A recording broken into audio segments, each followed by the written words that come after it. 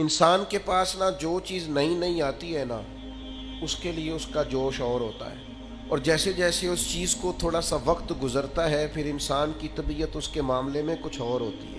بہت ساری چیزیں ہیں جن کے بارے میں ہم بہت جذباتی ہوتے ہیں، ان کے حصول کے لیے ہم بڑے اپنے دل کے اندر خواہشات کے سمندر اور دریا رکھتے ہیں، لیکن جیسے ہی وہ چیز حاصل ہو جاتی ہے پھر ہمارا وہ والا ذوق نہیں رہتا، وہ والی طبیعت نہیں رہتی، ہم کہتے ہیں بھئی یہ تو میرے پاس ہے۔ اسی طرح کا معاملہ بندے کا اسلام کے ساتھ ہے۔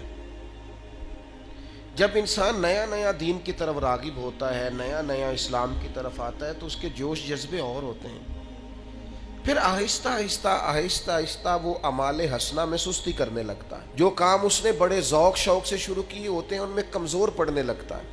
میں دیکھتا ہوں بہت سارے لوگ آتے ہیں، وہ ارادت میں شامل ہوتے ہیں، طریقت میں آتے ہیں، اور وہ کہتے ہیں پیر صاحب آپ نے حکم ہی کوئی نہیں کیا، آپ حکم کریں داڑھی بھی بڑی کر لی جائے، سر پہ پگڑی باندھ لی جائے، کھلا لباس پہن لیا جائے۔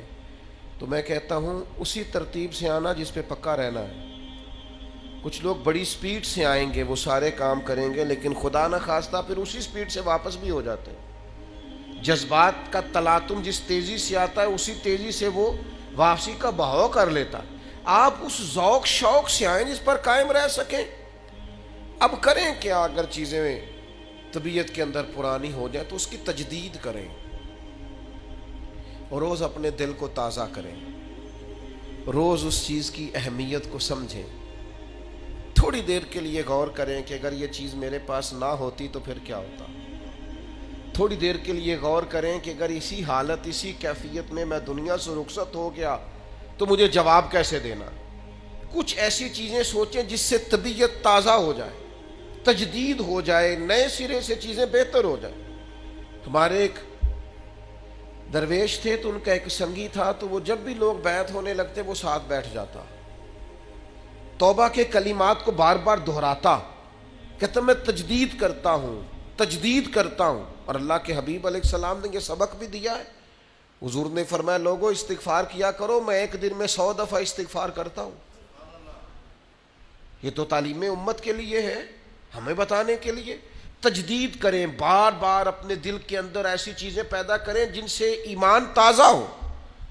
مستدرک کے اندر حدیث ہے، نبی پاک صلی اللہ تعالی علیہ وسلم نے فرمایا بلا شبہ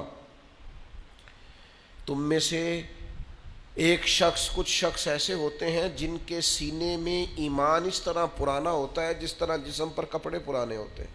تو یا رسول اللہ صلی اللہ تعالی علیہ وسلم پھر کیا کریں؟